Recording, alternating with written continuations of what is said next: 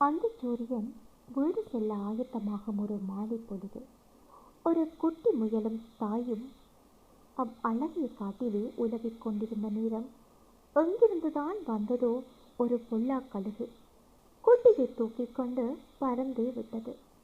குட்டி முயலை தூக்கிக் கொண்டு பறந்த சிறிது நேரத்தில் பருந்து தன் பிடியை தளரவிட குட்டி முயல் புதருக்குள் விழுந்து விட்டது.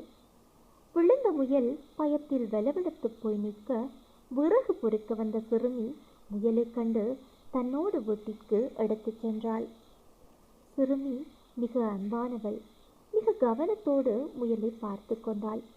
என்னதான் அன்பாகவும் கவனமாகவும் பார்த்து கொண்டாலும் முயலால் தன் தாயையும் தன் காட்டையும் பிரிந்து சந்தோஷமாக இருக்க முடியவில்லை.